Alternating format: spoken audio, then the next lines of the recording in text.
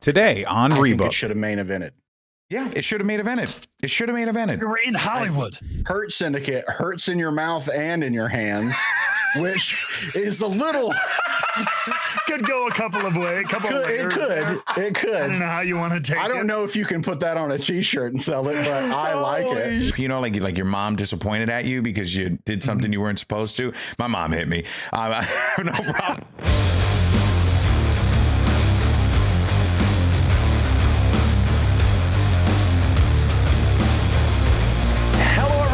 Welcome back to Rebooked, the show where we talk about the men and the women slapping meat in the middle of the ring and the stories they tell in the process, brother. I'm GB, and of course you got Matt and Jake here, and as always, we have a fun show for you. Make sure that if you like this episode, you give us a beautiful thumbs up. You like it wherever you listen or consume the content that we produce for you. Please just go ahead and tell people about it. It'd be absolutely beautiful. In any case, though, fellas, good to see your faces again. Jake, we had a good time at Revolution. Yeah, you guys did. Yes, we did. That was fun. Yes, we did. That was fun. That was a blast. Yeah, that was crazy. Except for the drunk guys that were behind us. Those guys sucked. Bro. Oh my God. They sucked. But you know what though? In the end, they self-policed themselves and weren't like too douchey. So I'll go ahead and give them some flowers. Yeah, just in time for the second to last match to start. They started Very true. But that one dude in the crowd, his voice, I felt so bad for his vocal cords. He just talking. He was like, I didn't. He deserved it. I really like Will Ospreay. I'm like, oh my God, man. I mean, I know I sound deep and gravelly sometimes, but good Lord, that was too much. He was hoarse. Yeah, it was sure. A little crazy. Yeah. Jake, what else do you think of the show though? Outside of that? Outside of that? What do you mean outside of the whole like the show? Outside of the yeah, like the experience of going. I haven't gone to like a live show at Crypto in a minute. So that was actually kind of cool. Like it was the last two things I've seen at Crypto both went very well for me. One of course AEW Revolution, and then literally almost a year ago to the day, it was when I went to see Alabama play in the Elite Eight. That's right. In March Madness. I saw it at Crypto. It was the layout, like how is it for the court? Was it like, because I haven't been there for a basketball game. I mean, there's no seats on the floor or anything. Pretty much. Okay. It's just there may be a few, but not really. Okay. I haven't been to a basketball game. It was crazy seeing that many people packed in there because I haven't been in there for anything other than hockey. Well, yeah, other than hockey, really. I haven't even seen a basketball game there except for Alabama. Yeah, no, it was packed, man. It was a good crowd. Filled to the top. It was pretty cool. I enjoyed it a lot. Matt, we'll talk more about the show in a little bit, but overall, like the weekend, how you doing? Stuff like that. Well, I mean, while you guys were doing it up at AEW Revolution, I was working. That's right. Calling a show where 68-year-old Ricky Morton won a world title in Florida. Way. Shout out. And I watched a bunch of Big Brother and The Challenge reality stars try to get involved in wrestling matches all night long, and just all kinds of chicanery down in BRCW in South Florida, folks. Yeah, I'm BRCW. I'm looking it up right now. Oh my God, that's so great. Be in here. It was live streamed on their YouTube. Did you just be in here? On March 10th, Ricky Morton won the BRCW World Title at Challenge Accepted, and also that night Johnny Fairplay won the Cruiserweight title. Well, Tucker Pete everywhere. Dale Pete, never mind. It was Dale Pete. Good Lord. Yes, I'll give you treats. Hold on. My God. I'll be right back. Talk amongst yourselves. No problem. We do live to tape here at Rebooked. And that's a very important thing. So as Jake goes on and finishes that, I am looking this up because I need information, and information is what I got here. Is that March 10th, Ricky Morton won the BRCW World Title. Amazing. Mark Long retained the All-Star Championship. What is the All-Star Championship? It is a essentially fake title that they pretty much admitted they just gave it to him because he does a bunch of like reality TV, like in-person events. So they were just like, hey, you're going to be like our As the owner of the company, it's engraved. There's not a nameplate. They engraved his name permanently on the title. He's like, it was never meant to be defended, but he keeps doing it. Oh, because he loves wrestling. I respect it. He's an old friend of the Miz. Oh, yeah. And you know what? Yeah, and honestly, look, I believe it. Okay. That looks like an old friend of the Miz right there. Yeah. That's him, right? I'm assuming that's him. Yep. That is him. Yeah. From the challenge. Godfather of reality TV. Whoa. Or so he calls himself. I got to say, I have become a bit of a reality TV aficionado. And I've enjoyed things like The Traders and stuff like that, and The Circle. It's good. It's good stuff. Listen, reality TV is basically the same as wrestling. So. I'm hitting my old man stride pretty strong. I'm loving the Game Show Network right now. Ooh. Oh man, look at you. Okay. Yeah, I that's do love right. some Jeopardy though. 80 and proud. 80 and proud. All right, boys. Well, take my heartburn medication. So last week. We had asked our community to come up with some names for the Hurt Syndicate. For mottos. Yeah, company mottos. We forgot to see if they were selling hats at the show. We forgot to see if they were selling hats. Son of a bitch. Because we need to be a part of the business. We need to join. So we got a couple Surely good they ones. have mouse pads, right? Tote bags. That was what we were suggesting. It's just a 4M print. It's just they're sponsored by 4M print. Where's the stationery? I mean, it's ridiculous. But anyway, so our awesome community, Rebooked community, gave us some cool slogans for the Hurt Syndicate. So Jake, do us the honors. What are some of the ones that we like? All right. So yeah, let me look at some of these. So Dresden Nova in our Discord had one. It was Hurt Syndicate, win, ow, forever. I did like that one. That's pretty good. That's pretty good. I liked that one a lot. Inhuman Rampager had Hurt Syndicate, hurts in your mouth and in your hands, which is a little could go a couple of ways. It could. I don't know how you want to take it. I don't know if you can put that on a t-shirt and sell it, but I like it. Oh my, what the? Okay, you got another one? Gotta hurt them all. That was a good one. Inhuman Rampager had a couple that were really good. But I think my favorite one is Lando Sully, who had the Hurt Syndicate, often imitated, never syndicated. I love that one. I really love that one. Good. That one was great. Yeah, we had several. Mr. Smith 0693 did a Folgers jingle. That was actually that one was so good. Yeah, CG and there are, by the way, did a whole intro to a video you should watch about. It was like a corporate training video. HR, Hurtful Resources, they called it. Yeah. I love it. We had some good ones. There are Hurt Syndicate hats for sale on Shop Axel AEW. Explode, don't get mad, get hurt. That one's a good one too. We got to get the hats. That's what we're going to do. We need to join the business. I think that we provide value to the company. And to the shareholders. We'll start in the mailroom. We'll start in the mailroom. But one way or another, we're providing value to the sharelders for sure. We'll all share one salary. Yeah, right? Yeah, why not? I guess so. The negotiations are going to be crazy, but we'll make it through. All right. Well, look, guys, if you want to do sell the hats, they are $35. Jesus Christ! This economy. You know what? I'll just make it like I made my shirt, and I'll just I just had to wear my Death Rider shirt today. Yeah. He showed up in a white shirt and just wrote Death Riders, and it looked just like the same shirt. thing. And it looks the same. It's the exact same thing. It's the exact same shirt. I mean, look at that. So funny. Saved myself $30. It costs $30. And people bought it. People were in. I saw people in white shirts. Like my health insurance isn't even $30. Like what? Like.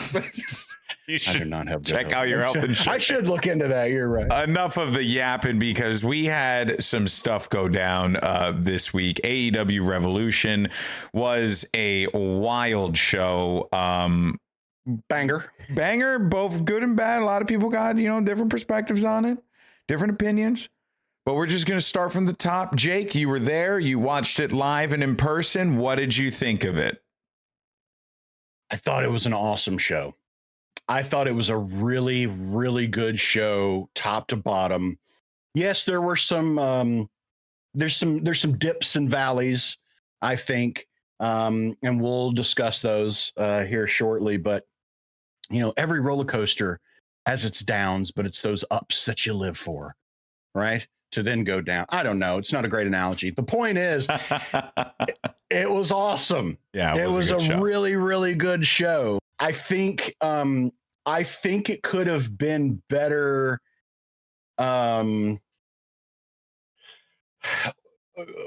Organized is not the word I'm looking for, but I think if you switched a couple of curated, sure, I'll say curated. I like that.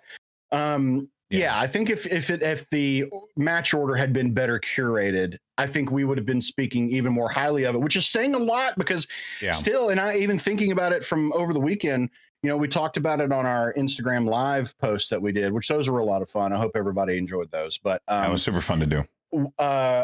I stand by my A- grade on it. And I think it was, I thought it was fantastic. Yeah. Matt, what about you? What did you think? So I obviously caught up on it later, but watching it back from the TV audience at home, I thought a lot of the matches, the thing that kept going in my head is like a lot of these matches in a vacuum were like all-star, were fantastic. And to Jake's point, I think it was just like, there were a few that I wish, mainly one that I wish, oddly enough, wasn't on this card, or it wasn't done the way it was done on this card. We'll get to that when we start going match by match. Even though it was amazing. I still think it was too long for a unless this is your Mania level show. 5 with your 0 hour, 5+ hours is a lot. And then they crammed a lot on that 0 hour, which is like, you should have 1 or 2 matches on that pre-show. Including 0 hours, 12 matches.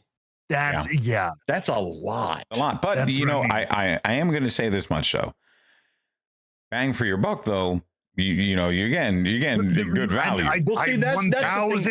That is the worst analogy. Really? I hate that analogy. In this economy. And no, that is not. This isn't a box of chicken wings from Costco where you just need more because you'll eat more later. It's like, this is about the best value in that time. You can totally overload and kill an audience, and like, more is not more in wrestling. It's just not. I'm sorry. Yeah. For some people, very few, it might be. But to be fair, the cost of this pay-per-view is probably the same as a carton of eggs, and you got the same amount of matches. I mean, that is true. That is true. Not wrong there. I wonder though if that's why they do it, because if you think about it, WWE, people don't pay for pay-per-views. They watch it on Peacock. It's on the cock for free. Let's go watch it there.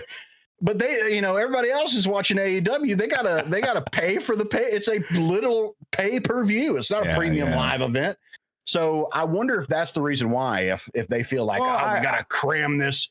But it is a lot. And even for being in attendance, it is a lot too, where I was like, I kind of was looking down. I was like, Jesus Christ, we still have 2 matches left. We have like 3-4 matches left. Yeah. Yeah. And I would definitely say that in that regard, you're right, Matt. I do agree with you. I think that AEW has a problem of bountiful riches when it comes to their talent. And as a result of that, they're able to, cram these cards the way that they are and have so many high tier matches. But there is a point where even when you put on some of the greatest matches, which I would argue they did, sometimes too much is too much, right? Sometimes you're kind of dipping into the pot a little too much, like, because like, for example, right, like there were 3 blood feud matches on this card essentially, right? Which isn't bad because they were all good matches. It was just the fact that really there's like four or five. For sure. Yeah. But we're not talking with belts though. We're not talking with belts because I consider a blood feud like two guys who have fought each other multiple times now, and it's not a belt on the line in this instance. That's how I'm kind of considering it. Whether that's right or wrong, for y'all to decide. But I guess the point I'm trying to make is like those three matches alone had five if you count Big Boom AJ. That's true. He had a bone to pick with Johnny TV. He had a big bone to pick with him. I think that is definitely like a part of the overload, without a doubt. I think that there is an argument to be made that you do get bang for your buck, but there is also a very reasonable and even more logical argument that you're making, Matt, about sometimes you don't want to do that because then you can overload your audience, and then your audience becomes, it's kind of like what was happening with WrestleMania, where they were doing so many matches and then they'll get down to like the main event and everyone's like tapped out. Now it's 2 nights. So now they'll do that. They'll have that problem 2 times now. We'll see. But I think AEW, as much as they love themed shows, I think they could do on Dynamite, they could do a AEW Fallout. Yeah. And it's like the stuff that we didn't get there that still is important and can kind of do in a way a 2-night thing, but put some of it on TV for free. I don't think is a terrible idea. Yeah. No, I think that I was highly entertained. I loved so many of the matches on the card. I gave it an A because I genuinely did enjoy it. But I am also a sicko. Like I recognize that I am a sicko. Like you sometimes just got to come to the reality of it. And I just enjoy the thing that AEW puts together, but I understand that not a lot of people, or not a lot of people, but other people might have different takes on it. So yeah, want to know what you guys think. Let us know in the comments down below. What's your letter grade for AEW Revolution? We'd love to hear from you. And then, we'll see what are some good ones. And also, if you're watching and you're a regular in our Discord, let us know in the episode spoilers chat as well what you think the letter grade was for AEW Revolution. We could talk about that next week, just as like a little thing before we get stuff started. But let's actually go through things real quick, match by match, and break it down, because there were some excellent matches, excellent moments across the board, and I ended up closing my monitor window there, so I lost you guys for a sec. So let's go in and dive into some of the matches a little quicker than others, kind of like what we did for the prediction show. Don't want to spend too much time on it. For example, like Mercedes Moné versus Momo Watanabe. Like, again, it was literally the thing that we didn't want to have happen. But she won the match, and then it was over, and then that was it. But it was a good match. But it was a great match. It was a good match. Again, you cannot argue. That was all it was meant to be. It was a good match. Somebody she's always wanted to wrestle. Yeah. They did it. They did a good thing. But when is something going to actually happen? Move on. Yeah, like if we're still doing this post Revolution, then I got to start being like, bro, come on, like poke the bear, do something. I don't know. That was frustrating. I'm close to calling time of death on her title reign. Right, but not yet. Where do we? But I'm close. What do we think something happens maybe with Mercedes? She needs a big name. Should she go after Tony Storm? Should she go after Tony Storm? Or Mariah May needs to go after her. Or I think I feel like this won't happen because it's too much. I don't know. Wrestlers are weird. This might be too much of an ego hit. She's collecting belts. Some of them are just, independent federations that you're not going to see get lost or change on TV. But I think she should go through a falling arc. Yeah. And I think she should come in one day with 3 now. Yeah. And somebody can make one little, they are teasing, somebody put it out in our Discord with Billy Starks. Or Billy. With Athena. She's been kind of showing up, talking to Mercedes, and there's maybe a little bit of a tease that's going to happen eventually, which that would be badass. That needs to happen, because Athena's like the most legit. What else can she do on? And what else can she freaking do? She's held the belt to the point where it's been a detriment, So now it's just like she needs something more. But I think it would be cool to have Mercedes. She comes in now. She's got 3. Somebody, Billy Starks, can say a little backhanded comment. Whatever. It's I lost. Things happen. You guys didn't even see it. Next week comes in with 2. Yeah. You know, then they work with New Japan. Maybe at Forbidden Door, she loses the new Strong Women's Championship. She is now clinging to her TBS title like death. And then All In or All Out at the end of the summer, Athena comes in hot out of the track here and takes it from her in her it wouldn't be her AEW debut, but like her official joining the not Ring of Honor, AEW Dynamite roster kind of thing. And then Mercedes flips out and has a total gear change. Yeah. And then Athena can do open challenge stuff where you can get that belt on TV often. You can have there's a variety of directions you can go with an Athena title reign. Camille, is she ever coming back? I don't know. Yeah. That one's out there. Because that one seems like an obvious one to me too. Yeah. Yeah. But I don't know. Yeah. Well, we'll of course see what happens and keep eyes on that, and see where the chips fall there. We can get into one of our initial blood feud matches. MJF Hangman. Hangman picked up the W on that one. Gotta say, this one was incredible. What a way to open up the pay-per-view. Great match. But also good starter. The story that these guys are telling right now, it is so captivating. This is everyone. I swear, if I hear someone say AEW doesn't have stories, I will slap them in the mouth. Just like in bottom lip, just like that, really, but real sharp, like your mom disappointed at you because you did something you weren't supposed to. My mom hit me. I have no problem being honest about that. It's a common thing with Hispanic households. You should know that, Matt. You're married to a Hispanic. But in any case, though, it's. Man, if you need someone to talk to. No, but real talk, like the story they're telling is just incredible. Hangman desperate, wanting to reach the top. MJF mad that the world is against him. So good. Jake, what did you make of this one?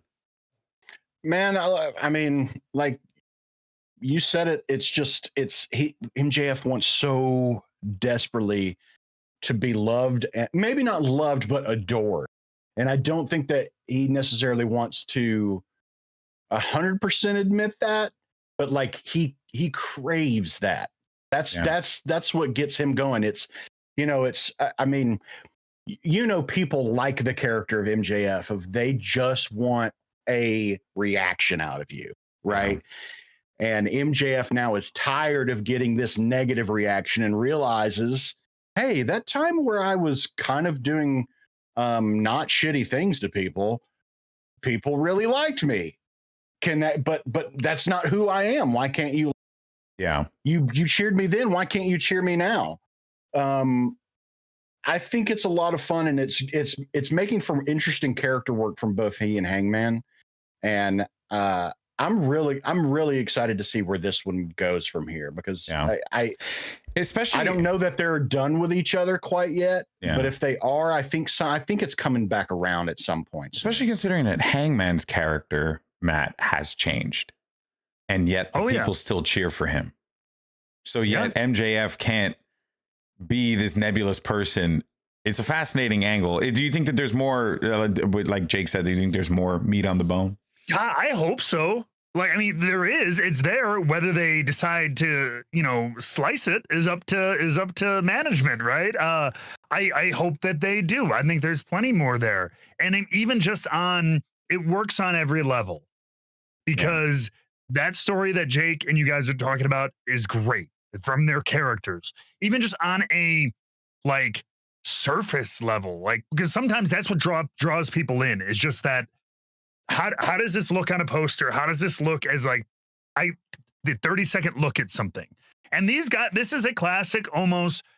You have posh MJF, who thinks he's better than everyone else. He's got a Burberry looking scarf. He's the kid from New York or whatever and everything. And then you've got the cowboy. Just even you got a guy from a Wrangler jeans commercial. Yeah, even that basic level, which is it goes so much deeper, which we like. I don't like it when it's just that level, but the fact that it even has that, just that nice dichotomy, that opposite. The fact that it's thing simple and yet also perpendicular to each other. complex Yes, makes it the hit story. all the levels. Yeah, it hits all the levels, which I think is a great opportunity for us to transition to our other blood feud match that was freaking entertaining as hell. Swerve Strickland and Ricochet for the number one contender spot, because this is a like newer thing. This is one of AEW's newer stories that they are telling here. Because Ricochet just coming in, leaving WWE, coming over here. But the story of Ricochet, because to me, there were two things happening in this matchup, right? Obviously, there was a converging storyline between Swerve and Ricochet to get Prince Nana's robe back, right? But there was also the Ricochet storyline that he's going through right now, right? The finding himself, understanding who Ricochet is in AEW. Is he an asshole? Is he cocky, egotistical, all this stuff? And then there's Swerve, who's like hell bent on getting gold again, which is so like now that they've like clashed, it seems as if they're poised for a breakup. But Matt, something tells me that Ricochet is still going to continue to be a thorn in Swerve's side. And I don't know why I get that vibe. Is that the vibe you got? Or did you feel like the ending of this one definitively closed out Ricochet and Swerve? And Jake as well, if you want to jump in after Matt. I mean, it could. So where I'm looking ahead, though, is we have a new number one contender in Swerve Strickland. And we also, not to jump ahead, but we also got a result that none of us really wanted or expected out of the main event with that world title. So presume we're going to Mox and Swerve, which will be a banger of a match. I'm going to assume it's going to be Dynasty. And given that even in this big moment, again, not to jump ahead, we didn't pull the trigger on a new champion. I'm getting the feeling we're not going to be doing that at Dynasty either. So which makes me think it's not going to be Swerve at this time. And how could you do that? Maybe Ricochet is still causing him trouble. I do think there could be a little bit. I don't think there's as much here as with Hanger and MJF, but there's more that they could do. And I think they're going to need a reason that Swerve doesn't beat Mox potentially in the back pocket. And that could play into it. Yeah. Yeah. Jake, what about you? What do you think? Everybody has that younger sibling or younger cousin who is just a dick, who is just an annoying, pestering little prick. Yeah.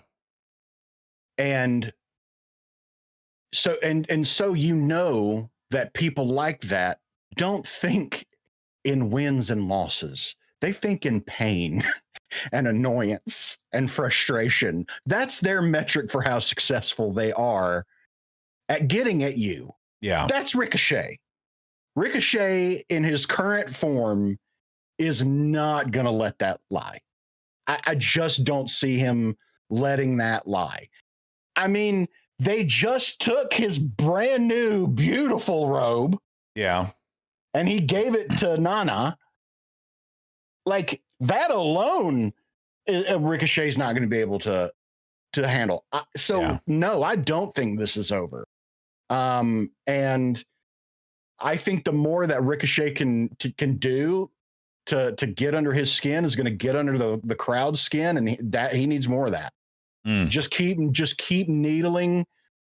Just keep needling Swerve. It's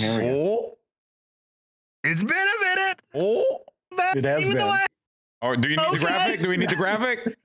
Yes. Let's put out the graphic. Fantasy booking. Right. I'll try to make this is very fantasy. Again, it's not sure it's something I see them doing, but I think it could be very, very cool.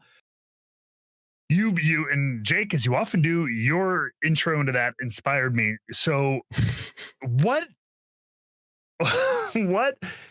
happened? How did Swerve become Swerve? How did it become his house in AEW? Truly, when did that happen? When did he become the Swerve he is today? He went as a result of. Go for it.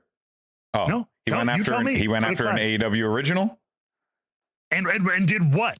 And burned his house destroyed down. Him and harassed him and nearly killed him. Yeah. Right. And Hangman Adam Page was the worst of the worst. Yeah. But it brought him up a level. And then he won that over with his continued work that whole time. Came from a place where he wasn't appreciated. Unfortunately, we have to acknowledge that reality in today's wrestling environment as part of our stories. Reestablished himself, did some of the worst things you can do to another, wrestler while working in a wrestling company. And his star rose. I'm saying maybe Ricochet thinks that's a pretty good model to copy. Coming from a place that didn't appreciate all that he could do, and now sees the same guy, that exact guy, and says, you know what? I'll make an example out of you. And maybe that's where my star will rise. It worked for you, you 6 SOB. And maybe he screws Swerve out of the title. And then they roll on to, again, I keep, because the next huge show is All In. And we still have Double or Nothing and so on. Still quite a while. But maybe maybe there's a blood match there. That's a cage match. That's a false count anywhere. Last man standing, whatever. Get to us to a gimmick match, head, cage, whatever it is, with Swerve and Ricochet. Maybe that's Double or Nothing. I don't know. But I think that's where you could see Ricochet turn up the violence in an attempt to say, I'm going to establish my star here too, by any means necessary, just like you did. Yeah, you gave us the blueprint. Yeah. You gave us the blueprint, so I'm just going to follow it. Yeah. And you can blame yourself for this. Yeah. Yeah. That's actually pretty sick. I actually would like to add to that. I would like it if, rather than him go back to Swerve, he tries to identify a target that he thinks would be easier. And then he'll go after a Daniel Garcia or something like that to get himself Maybe gold. he burns Nana's coffee. Or he burns Nana's coffee, which is always on the cards. It's a little bitter. Yeah. Damn. Always in the cards there. Yeah. I didn't have a house to burn, so I'm going to burn the burned his beans. Definitely interested in that. Definitely interested in Nana burning Nana's coffee. That sounds like a Southern saying but it's not. I'm gonna burn your beans, boy. I'm gonna burn your beans. Well, you know what? That's a new saying now. I'm gonna start saying that. Boy, that really burns my beans. You gotta say that. You gotta do it. That's so good. Yeah. All right. Well, let's go ahead and move through a couple of these faster so we can spend more time in the main event. Hurt Syndicate Outrunners. The result we knew was going to happen definitively. But I will comment. And Jake, feel free to add to this as well. These boys were over. They are over. They were. I mean, look, I don't know if it was the LA crowd, but sometimes we got LA likes certain people. We like to get a little ratchet up in this some bitch, you know what I'm saying? But they were over. People, the moment the music hit, everyone was saying we hurt people. It was so good. But also the Outrunners were incredibly over as well. But everyone also knew, and they saw the writing on the wall. But it was a fun match. Everybody knew how it was going to go. And what was great is Outrunners still got their stuff in. They really did. They still got their stuff in, and it's just a story of Hurt Syndicate overlooking competitors. This was one of the loudest moments of the night, where it was like, "You son of a bitch! You son of a bitch!" And then the whole crowd lost the whole crowd. That was great. That was a really fun moment. Of course, moving forward, we'll just kind of skirt through these things quickly. Brody King, Okada. Okada, beautiful matchup, but it was the result we thought was going to happen. But what was really cool though, and I didn't realize it with this one, was Brody King is from Van Nuys, so that I didn't know that either. We definitely were like, oh, okay, that definitely makes sense why this match happened. So the crowd was definitely cheering for the Cali boy, but unfortunately Okada wins. All right, they got to do something. Something's got to happen. Well, you know what? Something's got to happen. And that actually is a perfect opportunity for us to go to our first big moment of the night, which was the title change.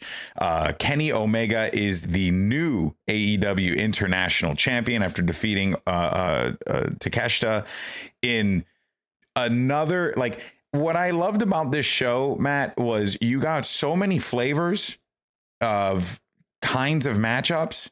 You got this very straightforward, and I would say classic New Japan style match. Just if you love New Japan Pro Wrestling, this matchup was it. you know. But then on the flip side with Cope and Mox, you got a very WWE style matchup, a lot of holds and story and stuff like that. But to focus on this matchup though, and by the way, I'm not saying both are one is better than the other, but this matchup just lived up to exactly what it was. Which, right, Matt, is that like a fair assessment in your opinion? Yes. Yeah. Great, hard hitting, athletic match. You like strong, it's a really good. You like Japanese style wrestling. This is something that would have taken place in the Tokyo Dome. This would have been. This is that. It's that feel, that strong style. That, but because it didn't. 4.75 stars. That's true. It's trash. We send it back. I will say though, I like this concept, and I wish that they would stick with it. Of like because like each mid-card title kind of defines certain things, right? And X Division, right? Like the X Division title, it defined like the up and comer at one point, but then it was also the high flyer, but then it was also like it had so many different definitions, right? But it was always like you knew that it was the person that was the next up, that they were going to become the guy, or maybe they were on that pathway. And the Intercontinental title is definitely that belt, but I would like the international title to just be like the New Japan title, where like everyone that fights for this belt literally fights in this style. It's like all this New Japan strong style, very like, doing your charge ups, your fighting spirit shit, like I would love that. It was just a belt that was like, if you fight this style, you have to fight. So you see Danny Garcia doing kick flips and stuff like that. Just like wild things. I don't know. Am I off the goop? Yes, but you like what you like. Right? That's what, to your point. You like what this you belt like. is that belt though right now. It does feel like it's the New Japan because of Will Ospreay and Takeshita and true. Yeah, true. And like maybe there's a lot of people who will wrestle that. So I think it's weird if like I'm somebody who doesn't. It feels weird for wrestling. You just change your style just to fight for a title. About himself in this situation, he's like, "Can I? Yeah, no, I can't do that. I can't do anything." But like, yeah, that would feel weird to like, oh, all of a sudden this person who's wrestled like this for 6 years just decides to wrestle differently because this is the title and they have to work that way.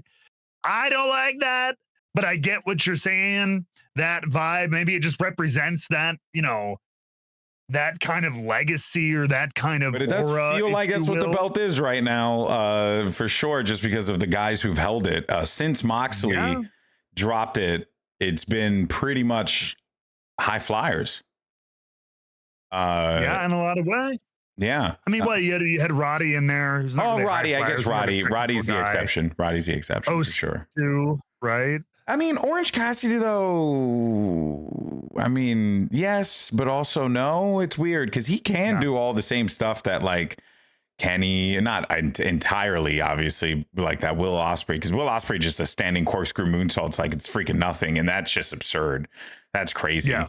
Oh yeah. How a human can do that? But anyway, yeah. So Kenny Omega wins the belt. Does this lead to the thing that was teased when Okada won the Continental Classic, which was I hope so. Kenny versus Okada? Now, do you hope so because you think it's going to be great, or just because we want to finally? I want to get rid of the belt. But why can't it be both? Okay, I like it'll be great. Yeah. Why can't it be awesome and it do us all a favor and get rid of a useless title? Exactly. Two birds, one mother flipping strong style stone. And for new viewers and listeners, we want to be clear. See, here at Rebooked, we believe that the Continental Championship just shouldn't exist and it needs to be merged. It was cool in the beginning, but now it's not. And we need to merge it with the international title, making it the International Continental Championship. Title? No. The International Continental International. International. The International. The international title is the prettier belt, but the Continental title has the cooler concept with the tournament. I do like the Continental Classic. Yeah. I do love AEW's G1. I think it's a cool idea. So let's just call it like the International Classic. Because I just think the International is a cooler belt. I think it's a better belt design. I think it looks better. I think it sounds better. Well, maybe it's the loser belt gets retired. You know, maybe that's what they end up doing. That could be cool. But I want them to keep that Continental Classic in the winter every year and just maybe rename think they it. Will. Yeah. I hope so, because I'd like that. And maybe, again, maybe that is the winner gets a shot at the international look, title I just say you just call it the AEW Classic, end of the year, right? You don't gotta like go crazy with the branding. You just call it the AEW. Hey, you remember the Continental Classic from years past? Well, it's now the AEW Classic, and the winner will get an opportunity to fight Kenny Omega or whoever holds the belt for the international or for the Unified International Championship or whatever they decide to call it, right? Yeah. To keep the spirit of the Continental Championship and the Continental Classic alive. Like, you do that and then you're good. You've basically cleared your bases, and now you have your international title as your de facto number 2 title. You have your TV title that is great for all the up and comers that are like making their way through the system, and that also can rest on Collision because you have 2 hours of great or 4 hours of great TV. Just just do it. Come on, guys, just do it. It's going to be awesome. It's going to be sick. Moving to the next blood feud that was, also kind of circling the international championship was Will Ospreay versus Kyle Fletcher. This, Matt, was a great one. How was it watching it like at home? Because in the arena, holy crap, it was awesome. These two are incredible. The match, this is my biggest example, and people will strongly disagree. In a vacuum, this match was incredible. I don't think it belonged on this show. Yeah. Considering some of the other events that happened prior to this, at least the way it was done, I do think Blood was fine. I'm not one of those people who are like, they can't do Blood. No, Blood was great. I did think the thumbtacks, the barbed wire bat was a bit excessive. I think you could have just kept it a little bit more like just raw 2 men, fists, cage, and blood, like, and not had all this outside shit, because that's kind of defeats the purpose of a cage. It did feel like he wanted to give an homage to Cactus Jack, and that was like the whole point of this. That was kind of the vibe I got. You mean our 24/7 champion Travis? Is that who you're talking about? Cactus Jack? No. This calls back though. But that was just me. But if you wanted to do all the cactus stuff and everything, great. That's this match. I feel like they could have done something in the meantime, because I think you could have gotten more out of Kyle and Will in the lead up, and you could have had this match maybe at Dynasty. I think maybe they could have done something with the Kenny match or whatever, blah, blah, blah, extend their feud. And then on a show where there's not 2 people punching each other with glass and bleeding all over the stage 2 matches earlier, then you can do the match with wrenches and barbed wire and thumbtacks and everything like that. I'm not a fan of, because then now neither one of them get to stand on their own in a way. They're drowning in a card full of this stuff. Yeah. So that there was a little bit of my example. I would have loved to have this been on a pay-per-view where it stands out as the nasty, bloody fight instead of being one of 2 on a loaded card. So again, the match that's was great. A good assessment. That is a great breakdown. Honestly, makes a lot of sense. Yeah. I kind of think that, and I think GB, you and I talked about this coming out of the show, is I feel like AEW sometimes tends to over rely on blood. Yeah. And I'm not saying that they need to do it like as little as WWE does it, but WWE is learning that, like, or not learning. I mean, they knew the whole time that can help sell the story. But I feel like it happens in AEW so much. And I agree that there needed to be some kind of juxtaposition between this match and the Hollywood ending match, because it felt like a little samey, a little rehashed. And then also we had outside interference in a cage match, which didn't make sense. And then he's also bleeding out of nowhere. All of a sudden was the only one who didn't get any color. Yeah, I think I will be honest. That looked more like an accident than anything else, because I feel like it had to, because there's no way someone would be like, yeah, and then Davies comes out and he takes some blood. Like there's just no way that they would have that had to have been like he hit the thing. And because I was looking at it, I was like, why would he be bleeding? That doesn't make any iota of sense.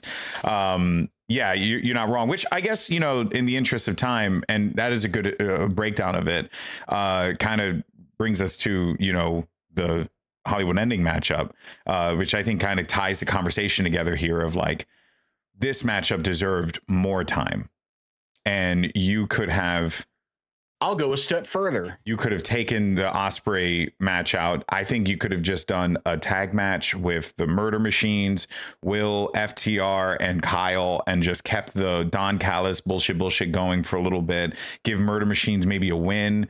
Then that would have looked good. And then that way you're fine. Because the reality is you just had so many great matches in the card. Like you could have, realistically, you could have taken Hangman and MJF and put them in a cage.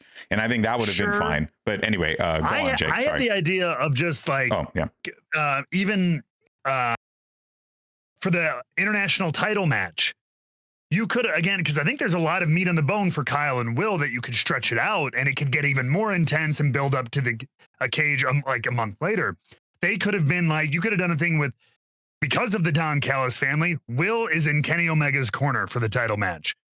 Kyle is with Don Callis is in Takeshita's corner. They're out there like almost like enforcers, making sure shit. Well, that's what we thought down. Would happen. Yeah. And then stuff does break down. They fight out of the arena. Their feud builds even more intense. Title change happens, and then the next month you get the culmination of Will and Kyle. That was kind of what I was thinking you could do in like a non-match scenario to embroil their feud a little bit more. And then they could have gotten their own bloody spotlight on a different show. Yeah. And what were you going to say, Jake, on your point as well? Well, it depends on if we were going to talk about that match next. We're sorry. The Hollywood ending. Let's go back to the Hollywood ending. No, but let's do that. Yeah, for sure. I think it should have main evented. Yeah, it should have main evented. We were in Hollywood. I think it was a world title match. It's a world title match in Hollywood ending. This is the biggest feud that they've had in especially a long knowing time. What you were going to do with the Mox match, the kind of funky ending. Do that in the middle of the show. Yes. Honestly, I would have been more okay if Mox and had opened the show. And I think, though, that is an AEW booking thing. I could be wrong. I could be misspeaking, but I don't think AEW likes putting the belt, the world championship, in any place other than the last match on the card, which is a traditional thing, and I can respect it. But I think that when you have at this point, but then you're devaluing the women's title. And I was going to say, at this point, which has been the better feud, you have established, or these women have established, that they are telling better stories than the men need to catch up to the women, plain and simple, in AEW, and narratively speaking, and even in the ring as well in some respects, because there's some, like, I mean, you talk about progression. Queen Aminata's journey has been absolutely amazing to follow, her development from Ring of Honor to like now. Like they're kicking ass over there, the women in AEW. So it is very disappointing that they didn't close out the Hollywood ending in Hollywood with Tony Storm and Ryan May. It wrote itself, but they didn't. That being said, though, the match was awesome. It tied everything together. We got the shoe, we got Luther, everything was just exactly as you would want it to be for these two. The only thing was, and am I wrong in this, it just felt like it was rushed a little bit, like they kind of hurried the ending a bit. That I don't know, it just felt like it was like, oh, she hit the Storm Zero over, and I don't know, like that part kind of threw me off, but I also wasn't disappointed. It was only a 13-minute match. It was only 13 minutes. 12 minutes and 55 seconds. That's what? How long okay, so so it was short. But that's because the three matches after it were all 26 minutes plus.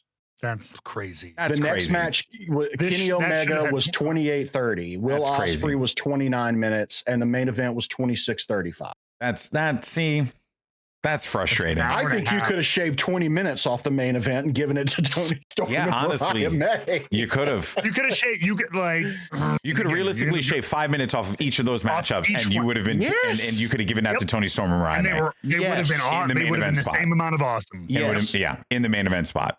That disappointing, but you know what though? Unless they were like, they're bleeding too much, and we need to get them to go home. That is the only reason why I think it could have ended shorter. If we want to give them some, like at least a little bit of a reprieve, it's Tony Storm was leaking.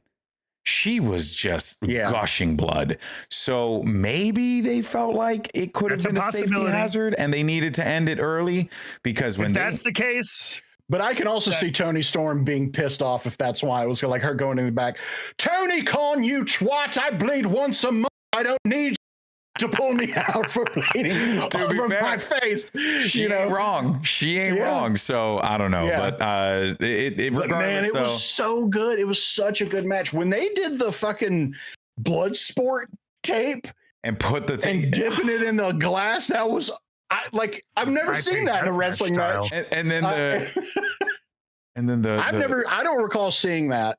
And then that's been done. That was an old. They did that in ECW. I've seen the spot before, but I've never seen it with two blonde ladies in the middle of the ring. The Taipei death match at the Axel and Ian Rotten in ECW. Damn. But I'm almost positive it was Bloodsport, the movie Bloodsport, where they did that. They made fun of it in Hot Shots, the movie Hot Shots. Yeah. Where instead he dipped it in hot fudge and then he had like a ice cream topping bar. Yeah. I remember that. Well, let's talk about that main event. And how. What do you want to talk about? Well, boys, okay. I'm gonna start because I know that people are going to disagree, and it's fine, and that's okay. I thought how crazy the ending was pretty awesome, and it had the potential. They missed some areas for sure, but I'm actually shocked. I was shocked with the result. I like the fact that I was surprised with the result. In a night where a lot of the results felt a little bit too obvious, it was nice to be surprised by the end result. I did not think Moxley was leaving there as champion. I was really shocked because it had this weird vibe to it. But you want to know what it felt like to me? When I went to WrestleMania 39, and Cody lost, and everyone left that building, bro. People were pissed. They were pissed. I was pissed. I felt robbed. I was like, bro, I want to see my boy win this title. That is fucking bullshit. I got to deal with Roman longer. This is insane. And then it led to the best year of WWE. And then we got WrestleMania 40. And so I'm going to be on the side of, hey, I want to see what happens here. Because if you know that the conversation has been wrap it up, and they chose not to. So maybe, just maybe, they have a story that they want to tell, and I want to see them land a plane. And if they don't land a plane, then we look back and we're like, hey, Alex, you were an idiot. But outside of that's my read on it. What do you guys think? Wrong. Go ahead. No, it's tough. The match itself, I do have to agree, was kind of, and don't get me wrong, I learned the WWE way. I like a little bit more of a pace match. I like working holds. I'm a huge fan of that. I wish there was more of that, but it did feel, even for that style, a little slow at points. Plotting. I love him. He's one of my favorites of all time. He felt like he was half a step behind. Just a little bit. And like, I don't know if it could have been for any number of reasons. I don't want to go right to the surgery he had and everything like that. Just a little bit. I'm not saying he like sucked. No. Yeah. Just like half a beat behind where he should have been for this kind of match. So that is what it is. So like that was just too bad. But the big thing is, that ending. I can see what you mean about the, like, I'm trying to think of like, but the Death Riders don't have the cachet. I don't want to keep bringing it up that like the Bloodline did. That's the only that's the difference. But I mean, we will be clamoring for whoever it is to take that title off him. And I'm definitely feeling it's more of a Mox thing than a Death Riders thing. That's where I want the story to go. I want the story to go more in a Mox being desperate to hold on to this belt because he feels like he's the only man who can set the course right for AEW. But then everyone else around him is like, dude, no, you don't. Like the CM Punks of the world, not to like disparage or anything, but like, because that's really where it all came, right? Let's not forget, Moxley won the belt off of Bryanson, okay? And he won the belt off of Bryanson, and it was Bryanson's last match. He was retired. It was like a shocker moment. It was not like this Hollywood ending like Sting had in his retirement matchup. And we all hated that too. And we all hated it. But the thing is that like hate's an emotion. It doesn't. You want to invoke an emotion for the audience, for the viewer. And confusion and anger definitely is a great emotion to invoke. Now you got to pay it off. Right. And that's where you can have this argument of like, hasn't been going on too long, but you can also make the same fucking case for the Bloodline and it worked out beautifully. So it's like, I don't want to be like, oh, this is bad because I got to see where it ends up. So that's hard for me, but we're getting a timeout on the play here. I'm tagging it. I'm tagging in. You cannot compare this to the Bloodline. Fair. Because the Bloodline story lasted what? 4 years? Yeah.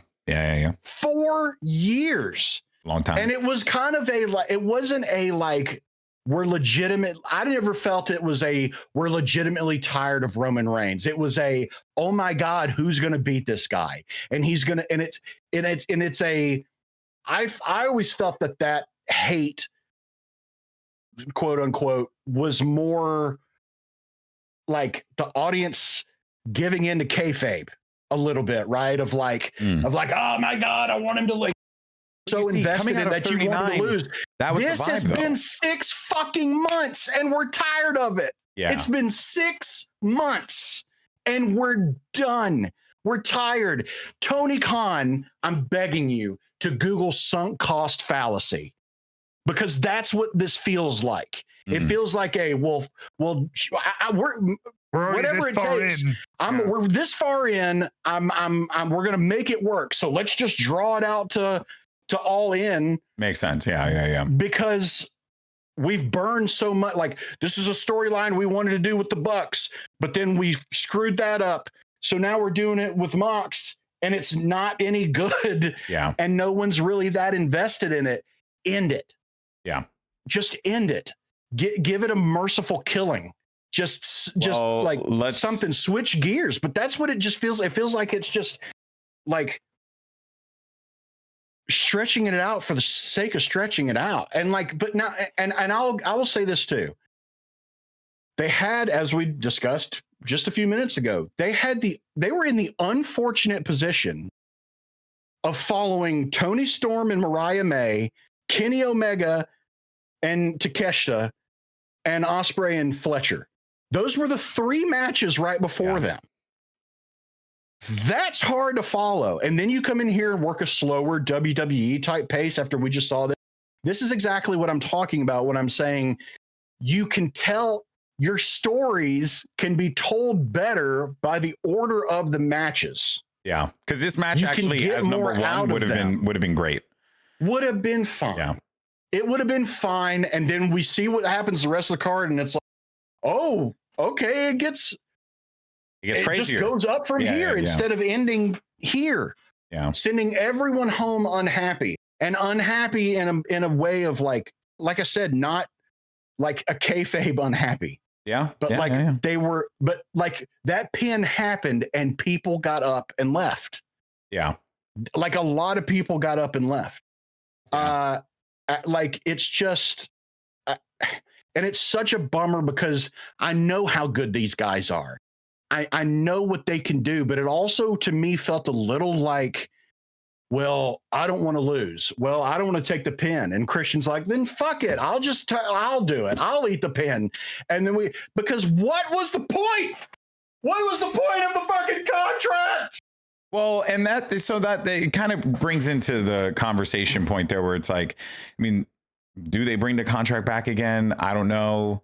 No, because you just shit all over. This is the first time they've done that. Am I right? Yeah, but you don't. But like it again, I just because something exists doesn't mean that it needs to work. You know, like it like just because like they made the contract. Then why are you doing it? Well, you can establish. What do you mean? You don't I'm not saying that it is a. Because see, the thing is, WWE has always like framed it as a surefire way that it's like when you win the Money in the Bank, you're guaranteed to be the next champion, right? That's a line that they always like to throw around, right? So by them, statistically speaking, because you know they control the stats and they're the ones who dictate whether or not it is successful or not. So in this particular instance, it's like the contract exists, but that doesn't mean it's a guarantee that you're going to win. And I don't mind that being a thing. Just because it's a thing, like I don't mind it. I understand what you're saying. I know exactly what you're saying. They made it. It should have happened. I would have loved Christian to be champion too. But I get think about the story. Yeah, right? Yeah, I don't disagree. But think of the story, because Cope literally said it after they went off air and after Swerve did his thing in the tunnel at the end and all that. Yeah. After the show, he came up and he talked to Cope. And Cope even mentioned it himself. Can you imagine how poetic it would be for Christian, one of his childhood best friend, his real life childhood best friend, who he's become rivals with on totally different paths. And Christian comes in to the building where Cope won the Money in the Bank contract, and Christian becomes the ultimate opportunist and cashes it in on him. Yeah. That's beautiful.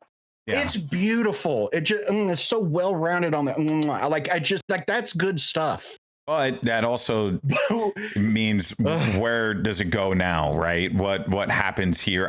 Regardless, I am still compelled in where this ends up, just because a lot happened. And it was like, whoa, there's a lot to take in. I'm also trying to, and like, I also want to be clear. It's like, I'm trying, because I think like I spent so much of my life always being very like, I look at something and I'm like, nope, I hate that. And then I kind of just like write it off immediately. And I'm trying not to do that a lot. Cause like my gut reaction would be that my gut reaction was, I didn't like that. But I'm also trying to like look back and be like, well, for the sake of conversation, the sake of like, being an adult, not saying you guys are giving the right reaction. No. I'm trying to be like more like. I get what you're saying. Yeah. And I try to do the same thing too. I try to give the benefit of the doubt. I've given 6 months benefit of the doubt. Yeah. I can only eat olives so many times before I'm just like, I fucking hate olives. Yeah. They're little salty buttholes and they have no place on my pizza. I don't want them there. Olives are delicious. See, and that's what I'm saying. Thank you, voice of reason. This is what this all breaks down to. See, one of us likes olives, and I understand that, and it's going to be a preference, and to an extent, it's going to be a preference thing. But like this, to me, this just reeks of sunk cost fallacy. Putting so much into this because it's like, no, I'm gonna shoehorn this in because I still think this is a story to be told, and everybody's like, maybe not. Yeah, it just. And you know what? It's fine, because if you're going to say that the contract and things like that don't always work, sometimes storylines don't either, and that's fine. But you can't always turn chicken shit into chicken salad. Yeah. That's true, man. Well, look, we got to keep tabs on this, obviously, and we will. It's going to be interesting to see how it all kind of plays out in the long run. And I'm sure we'll look back on it and be like, one way or another, right? It's either going to be, that worked out, or could have been better. I have a feeling it's going to be the latter rather than the former. I think we're going to look back and be like, hey, we're done. We got it over, and we're moving on. Look, the great thing about wrestling is it's 52 weeks a year. Yeah. Brand new. We, as a coach of mine used to say, no matter how you did tonight, you think you shit the bed, you had the worst match of your career or whatever. His thing was, well, you know what? We get to do it again tomorrow. Yep. So let's do better tomorrow. They don't have a season. They're not like a thing like, oh, we're done for 6 months, next week. It's well, all right. You can always course correct, and they can take all this and maybe like, wow, this was even shakier than we thought. Yeah. I thought when in the room on that day, we thought we had this great ending. Maybe not. Or maybe they felt justified. We're like, look, I love the uncertainty. I love the kind of who knows. And who knows? Look, everything, if the build up to whenever it ultimately does happen, whether it's next month or it's 3 months from now, 4 months from now, all out at the end of the summer, the right story can make that big title change when it does happen, make it real good. Yeah.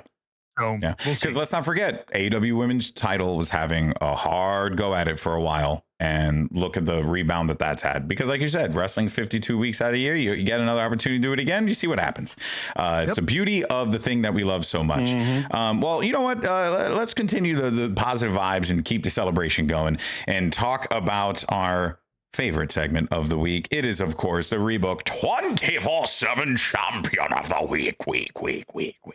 This is, of course, the segment, because I still don't have my voice mod software yet. Yeah. Oh, and for some reason the graphics not coming down, so this is embarrassing, guys. I very much apologize. Well, I guess we're just gonna have to wait it out. We're just gonna have to wait it out to see, because I think I pressed the graphic one too many times, and as a result of that, there you go. There you go. All right, folks. So let's go ahead and dive into this one. Our Rebooked 24/7 Champion of the Week. I will go first. You guys already know, because I gotta give love to this. Last night on Monday Night Raw, I'm watching this and I see this young man right here dap up Jey Uso in the smoothest possible way you could. So shout out to this little kid right here in the pink Heat shirt, because that is a New Yorker. That is a New Yorker through and through. All right. That is a boy. That is a cultured young man. He knows exactly what is expected of him in the moment. And also a shout out to Jey Uso, who also knows how to do a proper dap up. So,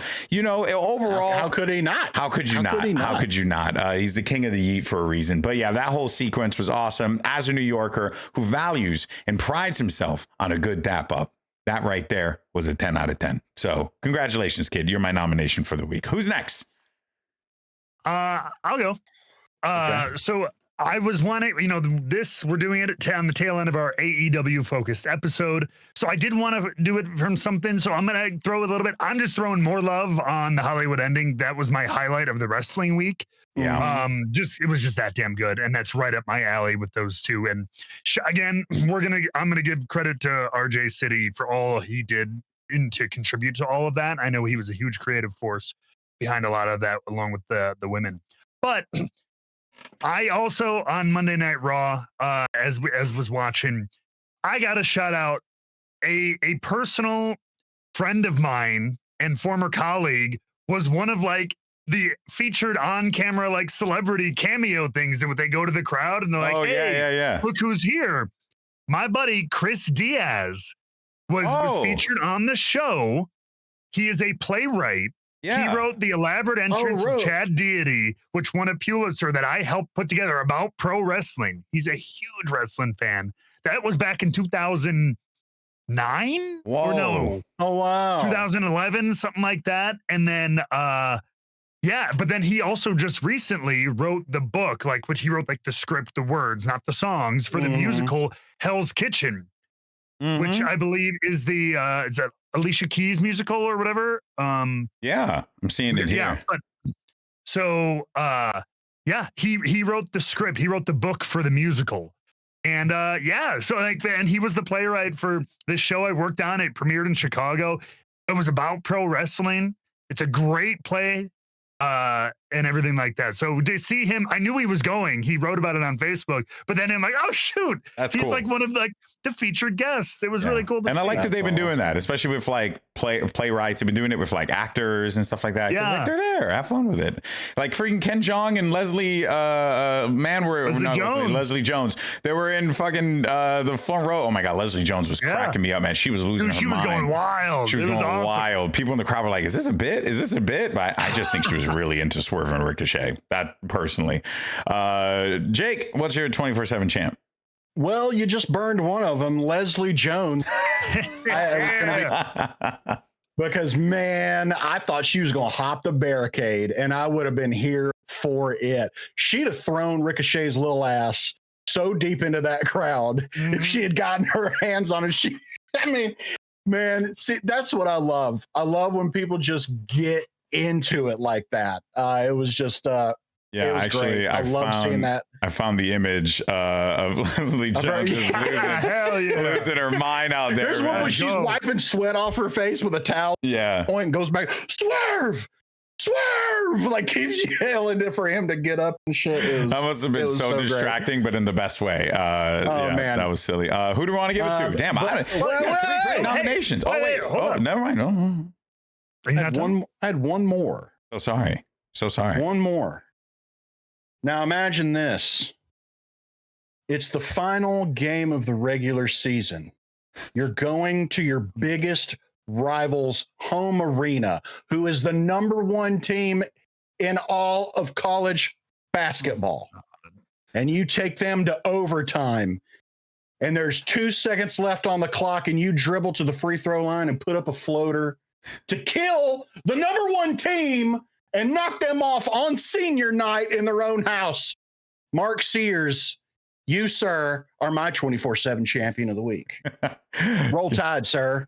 Let's go kick some ass in the tourneys. For those who don't know, it's an Alabama sports thing. Just Alabama men's basketball. Floater. Yeah. Huh? We're not giving it to a floater. We're not giving it to the floater. You ruined it, Jake. You ruined it. I was literally about to stop, GB. I was like, look, guys, there's a theme amongst all our nominees. Okay. We all voted for fans, people who love pro wrestling coming out. Look at that. I was just going to give it to the fans. Yeah. Let's give it to the fans. Let's give it to the fans. Okay. Well, Mark Sears is our 24/7 champion. Oh, we're giving it to the fans. Giving it to the fans, damn it. Yes. All right, guys. For the people. Oh, man. Well, that's going to do it. I was going to end with Leslie, but you two burned it, so it didn't matter. Sorry about that, Brad. All right, guys. That's going to do it for us here this week. We thank you so much for tuning in. As always, make sure you join us on Discord. You can check us out there. You can find the links for all that in the description down below, whether you're watching on YouTube, Spotify, Apple Podcasts, wherever you get your podcast goodness. We'd love to hear from you. We'd love to see some more folks joining in on our community so you can take part in some of the polls and stuff like that. Let us know what you think of the show, all that good stuff. But that is going to do it for us here today. Make sure that you tune in this Friday for our Friday show, where we cover everything that happened in WWE with Monday Night Raw, SmackDown, and we get you ready for the new episode of SmackDown that week. So we'll see you guys then. Thank you so much for watching, and we'll catch you soon. Peace.